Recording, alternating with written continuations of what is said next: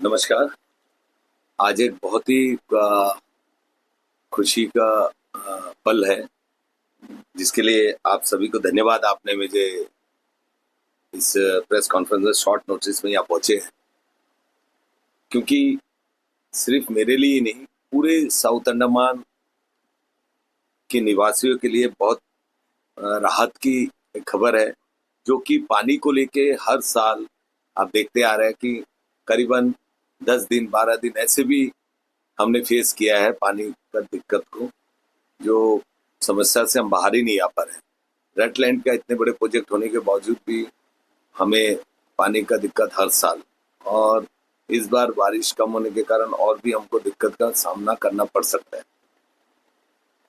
खुशी की बात यह है, आज के इस न्यूज प्रिंट मीडिया में आप देख पाए होंगे कि बहुत ही राहत का न्यूज जो है, गुप्तापाड़ा डैम और उसके अप स्ट्रीम में और एक डैम, मक्का पहाड़ में डैम, करीबन 13,000 मिलियन लीटर कैपेसिटी, एक 4,000 और एक 9,000। इस दोनों डैम बनने से जो धन्नीखाड़ी डैम के नाम से नया शहर में स्थित है, उसका 1.5 गुना 1.5 टाइम्स कैपेसिटी इस दोनों डैम में बन जाएगी। और ये बन के पूरी होगी तो इसका भी डीशिल्टिंग हो सकता है, ऑप्शन मिल जाएगा, जिससे हमारे पूरे साउथ अंडमान क्षेत्र के लिए बहुत ही राहत के मैसेज है। अगले 1.5 साल में पूरा डीपीआर बन के तैयार हो जाएगा। इसको सेंट्रल वाटर बोर्ड की तरफ से इस प्रोजेक्ट को दिया गया डीपीआर बनाने के लिए, जिसमें कि 1.5 महीने का लागत करीबन समय लगेगा इस पर, और उसके बाद ये बनने के लिए मेरे ख्याल से करीबन 3 साल का और समय कम से कम लग सकता है। यानी करीबन 5 साल में इस साउथ अंडमान द्वीपों को पानी का जो सामना करना पड़ता है, इससे हम बाहर आ सकते हैं। ये मेरे लिए ही खुशी की बात नहीं है, जबकि इस विषय को मैं हर समय, इससे पहले भी आपने यूट्यूब के माध्यम से, सोशल मीडिया में ऐसे कई सारे विषय को मैं उठाता रहा, और खास करके मैं धन्यवाद दूंगा जितेंद्र नारायण सर का, सीएस मुख्य सचिव, जिन्होंने करीबन 17/10/2024 में इस क्षेत्र का दौरा किया था, और इस विषय को मैं उनके सामने रखा था, और उनका ये विजन था कि इसको कैसे भी, इस प्रोजेक्ट को अंडमान लागू कर पाए। तो आज इसका नतीजा सामने आ रहा है, जिसमें कि ये प्रोजेक्ट बनने से और हमारे लोकल ग्रामीण क्षेत्र और शहरी क्षेत्र में पानी का दिक्कत हमेशा, कम से कम ये मैं बता सकता हूँ, अगले 25 साल तक शायद पानी का दिक्कत इस द्वीपों में, साउथ अंडमान में होने की संभावना नहीं होगी। साथ ही साथ इस रेडलैंड प्रोजेक्ट में भी काफी काम चल रहा है, आपको ही पता है, और इसी के साथ काफी सारे स्कीम्स के तहत, जैसे कि लोहा बारिक क्षेत्र में 3 हेक्टेयर लैंड में पीएचडी वाटर सप्लाई पीडब्ल्यूडी द्वारा एक भूमि का सेटअप करने के लिए आवेदन किया गया डिस्ट्रिक्ट साउथ अंडमान में। जो 3 हेक्टेयर लैंड होगा, एक पॉन्ड बन सकता है, कम से कम उससे पूरे उस क्षेत्र का हर पूरे साल भर का पानी का समस्या वहां से पूरा हो सकता है। ऐसे ग्रामीण क्षेत्र एरिया में भी छोटे छोटे ऐसे 2-3 हेक्टेयर पॉन्ड बनाकर, जिसमें रिजर्वर बनाकर, इसमें हम आगे समस्या को जल्दी से जल्दी राहत दे सकते हैं। जब तक ये बनने के लिए समय लगेगा, तो ये आगे मुझे उम्मीद है ऐसे प्रोजेक्ट हर पंचायत में बने, जिससे कि बड़े रिजर्वर 2-3 हेक्टेयर 4 हेक्टेयर का रिजर्वर बनने से, वो रिजर्वर से पूरे जो हमारे ये समय रहता है दिसंबर, अक्टूबर, नवंबर, दिसंबर का, जिसमें हम लोग पानी का समस्या को फेस करते हैं, वो वहां से हम कवर कर सकते हैं।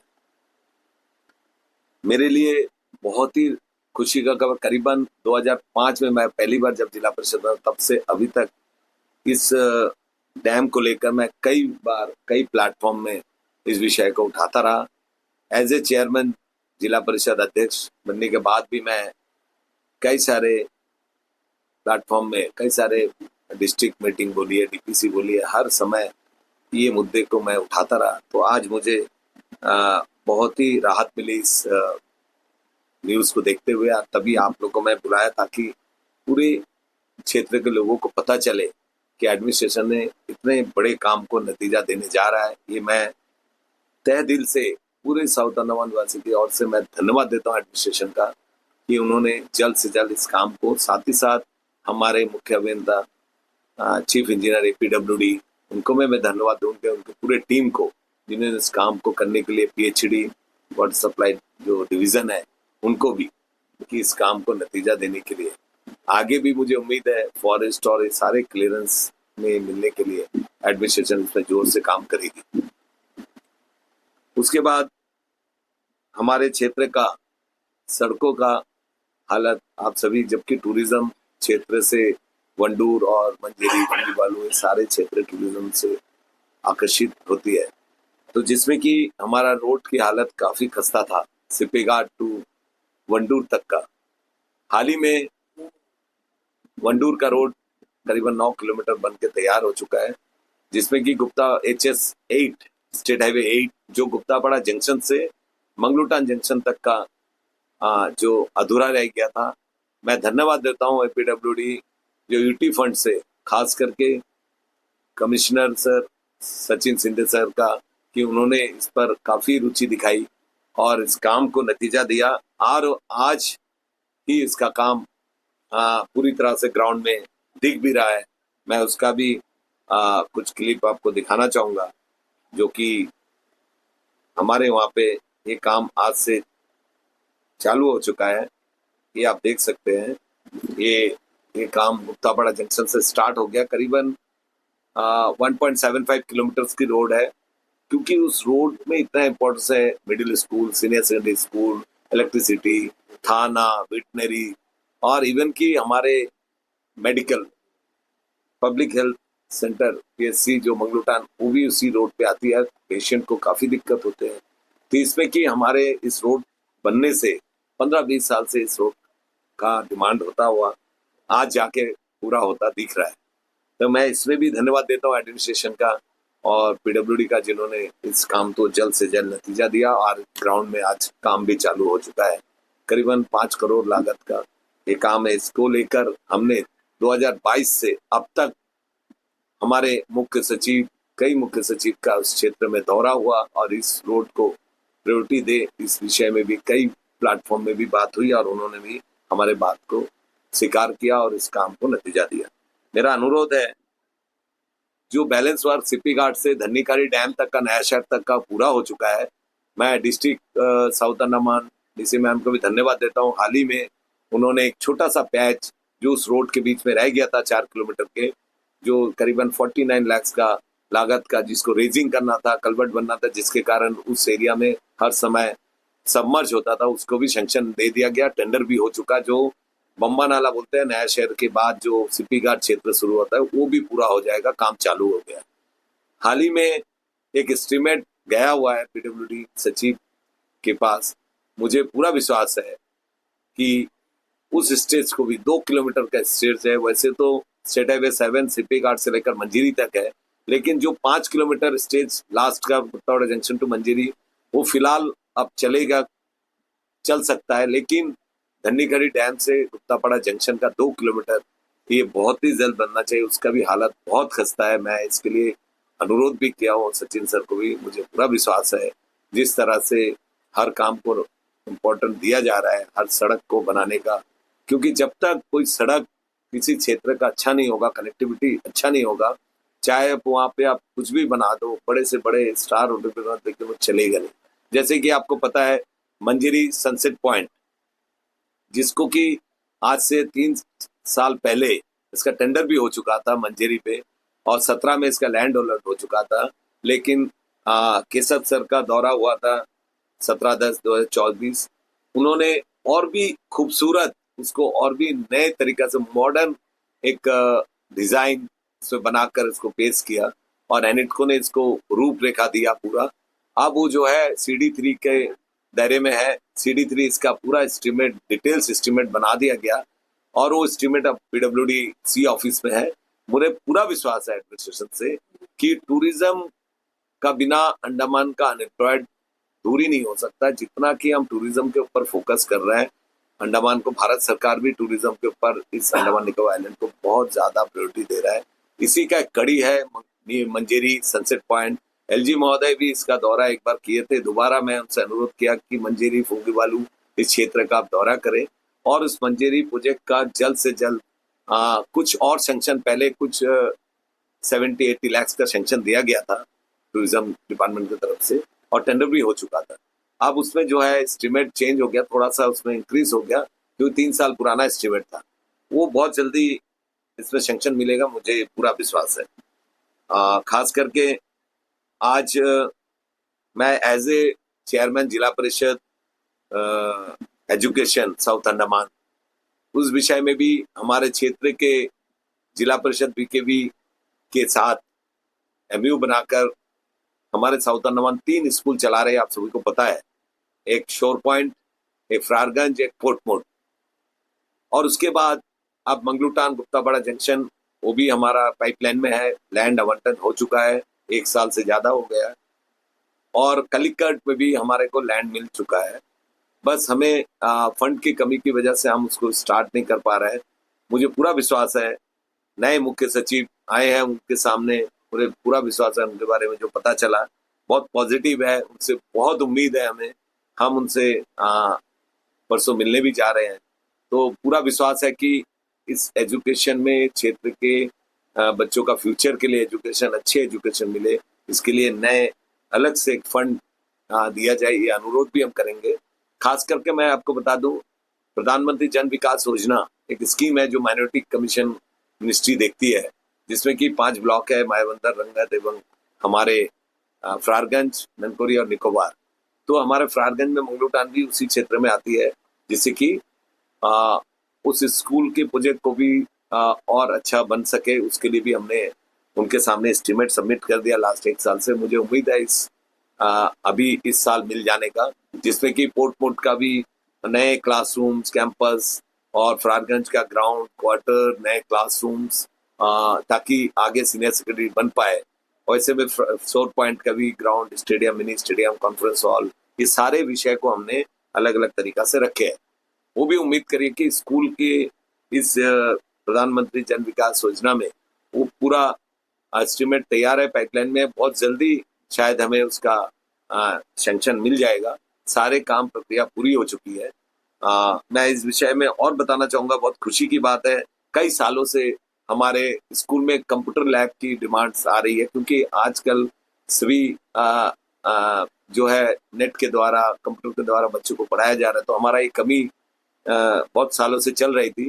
तो हम लोग परसों जो है 22 तारीख को शोर पॉइंट में 10 कंप्यूटर देकर नए लैब का उद्घाटन करने जा रहे हैं और प्रारगंज में भी 8 कंप्यूटर देकर उसका उद्घाटन 22 तारीख को हम करने जा रहे हैं। ये मेरे लिए एज ए एजुकेशन चेयरमैन बहुत खुशी की बात है कि मुझे संतोष हो रहा है कि हम बच्चों के लिए इतना सुविधा दे रहे हैं। वैसे हमारे CO सर बहुत ही पॉजिटिव और बहुत ही सीरियस रहते हैं एजुकेशन के मामले में। आप देखे होंगे हमारे पोर्टमोड में भी स्मार्ट क्लासरूम पहले से चल रही है और उनका इच्छा है कि क्यों ना हम पूरे पोर्टमोड को, सारे क्लास को स्मार्ट क्लासरूम में बदल पाए। ये प्रयास बहुत तेजी से चल रहा है। मुझे उम्मीद है ये भी हम इसी सेशन में कर पाएंगे, विश्वास है मुझे, और जल्द से जल्द हो पाएगा, ताकि हम मॉडर्न एजुकेशन को और जल्द से जल्द रूरल क्षेत्र में भी, गांव के बच्चों को भी हम दे पाए।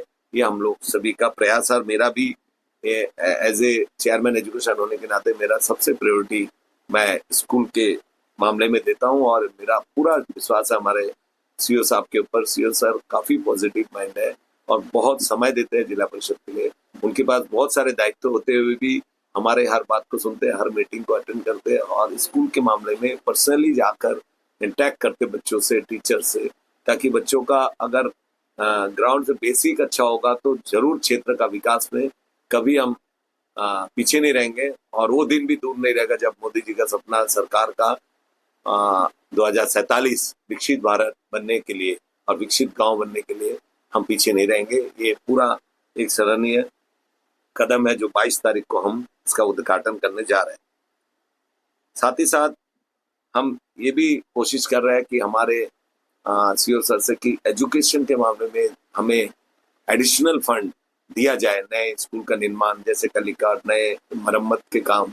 हमने जितना 95 से लेकर आज तक का जितना एसेट जिला परिषद का बनाई है, आप सभागार लीजिए, शॉपिंग कॉम्प्लेक्स लीजिए, आप देखे होंगे बहुत सारे टूरिज्म के दृष्टि से भी हम बहु फ्लैट में भी कॉटेज बनाए हैं, हम मिठाकारी में भी कॉटेज बना रहे हैं, ऐसे स्कूल है, बहुत सारे सभागार है।